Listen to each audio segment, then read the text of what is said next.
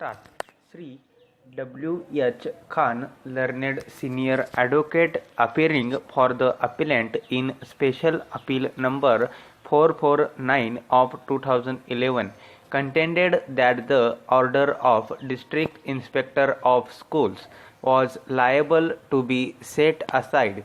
He submits that there being two rival claimants regarding elections of the Committee of Management dated 31 October 2010, the District Inspector of Schools had no jurisdiction to adjudicate the dispute and he was obliged to make a reference to the regional level committee in accordance with the government orders dated 1912.2000 and 20 October 2008. He further submits that the order of the Honorable Single Judge dated 1 December 2010, by which this court directed the District Inspector of Schools to re-examine the matter, cannot confer jurisdiction on the District Inspector of Schools,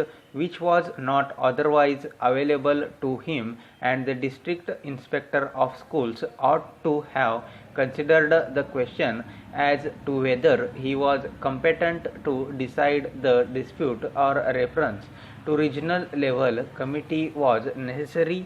He submits that the order of District Inspector of Schools dated 11 February 2011 deserves to be set aside by Honorable Single Judge, and Honorable Single Judge erred in not setting aside the said order. Para. Sri Shashi Nandan, attested by Sri Arun Kumar Singh, appearing for the respondents, submitted that the District Inspector of Schools had full jurisdiction to decide the dispute.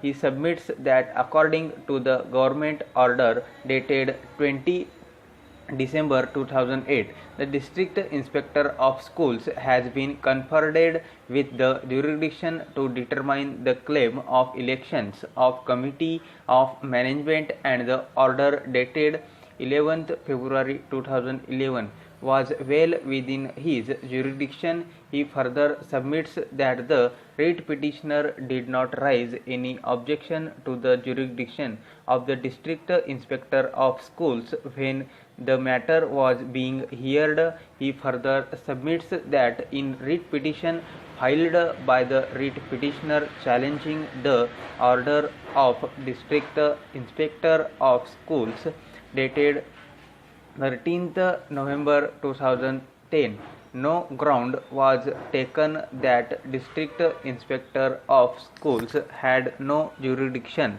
to determine the dispute. He submits that in view of the directions of this court dated 1 December 2010, the District Inspector of Schools has to determine the dispute, and writ petitioner is not stopped from challenging the jurisdiction of District Inspector of Schools. Para. The submissions of learned counsel for the parties center around to the issue as to whether in the facts of the present case the dispute of rival claims of management could have been decided by the District Inspector of Schools, or it was necessary for the District Inspector of Schools to refer the dispute before the regional level committee before was proceeded to examine the above issue. It is relevant to note that the relevant provisions of the UP Intermediate Education Act 1921 as amended from time to time, as well as the government orders issued by the state government, the District Inspector of Schools under the statutory provisions of the UP Intermediate Education Act 1921 and under the UP High School and Intermediate College Act 1971 had to perform various statutory functions in collaboration with the Committee of Management.